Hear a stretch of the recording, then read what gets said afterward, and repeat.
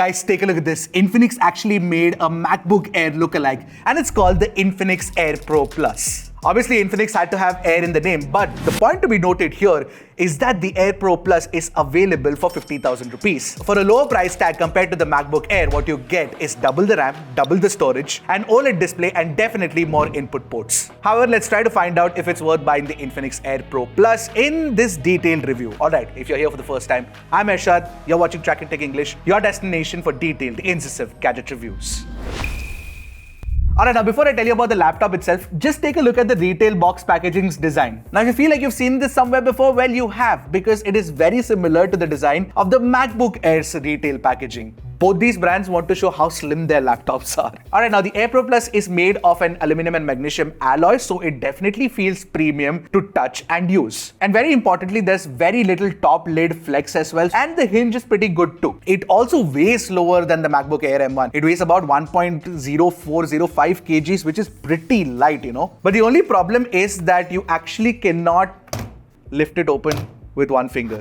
Now, Infinix mentions in their marketing material that it is 4.5 millimeters thick, but that's only when the lid is open, not when the lid is closed. In that scenario, the MacBook is actually 0.4 millimeters slimmer than Infinix, but it doesn't really matter too much to me, primarily because Infinix actually has a smattering of ports. But only one Type-C port can be used as a full function port for, both data transfer and charging. Now that means that you cannot use any of the other three Type-C ports for charging. So if your full function port gets damaged, then you can't charge the laptop. But once you open the lid, you are greeted by this gorgeous 2.8K resolution OLED panel with 120Hz refresh rate, no less. And you get an aspect ratio of 16:10. For 50,000 rupees, I think Infinix has gone above and beyond to give you the best display experience. And it's not just a specs monster, mind you, because it's also plenty bright at 440 nits. You get support for HDR, and HDR video playback on YouTube looks fantastic on this display. And even in high brightness mode, the brightness can go up to a very healthy 380 nits, which is pretty good. Not only that, you've got a fantastic color gamut support as well. You get 100% sRGB, 100% DCI-P3, 96% Adobe sRGB, and 94% NTSC support as well. So overall, if you look at it, if you want a laptop with the best display under rupees 50,000, you really cannot go wrong with the Infinix Air Pro Plus. Now, another good addition is the support for Windows Hello facial recognition. So you get a 1080p webcam and an IR detector as well. And the video quality from the 1080p webcam is actually pretty decent. We kind of liked it. But the only problem that I have with the display itself is that the bezels at the top are slightly too thick.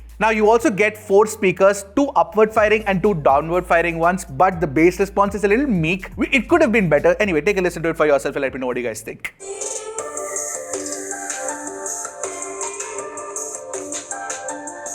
Now what I liked about the keyboard is that the key spacing is pretty fine, but the key travel is not that great. Also, it is slightly mushy when you're typing, so you don't get like the best typing experience. But there's also a slight bit of keyboard flex that we noticed, but that could be because the laptop is thin. It's not too much of a problem, honestly. Now the trackpad is large and it's got very good touch response as well, so we don't have a problem with that. Plus you get support for Windows gestures too. But oddly, only the bottom half of the trackpad is clickable and the top half is not. So if you're somebody who's used to clicking the top half, which I am not, then that would definitely be a problem for you. Now one thing I must mention is that the keyboard has a Windows Copilot key, but the processor doesn't have an NPU, so you do not get AI on the machine, obviously. Talking about which, the software is basically Windows 11 Home Edition, and you also do not have bloatware, which is damn nice. Infinix doesn't have bloatware on the phones, it doesn't have bloatware on the laptops as well, which is good. Now for performance, the Air Pro Plus actually uses Intel's 1334U processor, which is basically the Core i5 13th gen processor. This is a 10-core 12-thread CPU where you get 2 performance cores and 8 efficiency cores. You also get 16GB of LPDDR4X RAM and 512GB of PCI Express Gen 3 SSD. And the read-write speeds are pretty decent, just like how a Gen 3 SSD should perform. It's good. Apart from that, you also get support for Wi-Fi 6 and Bluetooth 5.2. If you look at the specs alone, it's fine, but if you look hard enough, you can find other laptops, in fact thin and light laptops in this price class with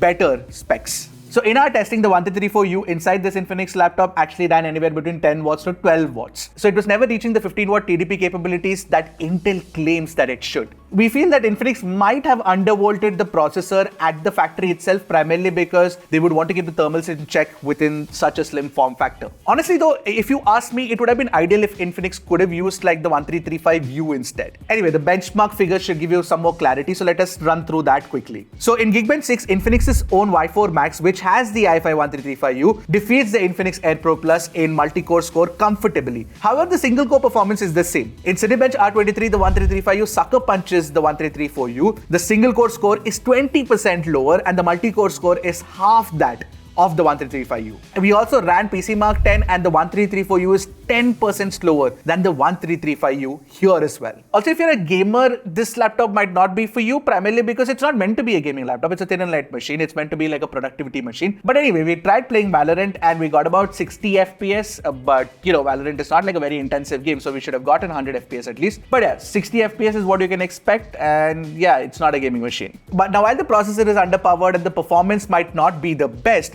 it's very good at efficiency. Now, despite having a relatively smaller 57 watt-hour battery, what we got was 6 to 7 hours of usage from this machine. Now, in this price range, we generally don't find laptops giving you 6 to 7 hours of battery life. You get about 3 to 4 at best. And considering you also get a very high resolution display, this is pretty good. Now, in short, what we feel like the Air Pro Plus is perfect for somebody like me who doesn't want to game on the laptop but wants to do like a lot of productivity, like for example, running Google Docs or opening multiple browser tabs. For all of that, this is a very good machine. But if you want a performance beast, then this is definitely not the one for you. See, for 50,000 rupees, I think Infinix has done a fairly decent job, especially with the display, which for me is very, very important because that's where I'm going to be spending most of my time. So if you want a thin and light machine, which is just around 1 kg in weight, and if you want a great display along with good battery life, this actually could be a good laptop for you to choose. Seriously, the OLED panel itself is enough for me to feel like, yeah, this is a good recommendation. Alright, that was my review of the 50,000 rupee MacBook Air that is running Windows, and I hope you liked it. Not just the machine, but also our review. If you did, of course, give us a thumbs up. I'll see you guys in the next one. Until then, keep tracking and stay safe.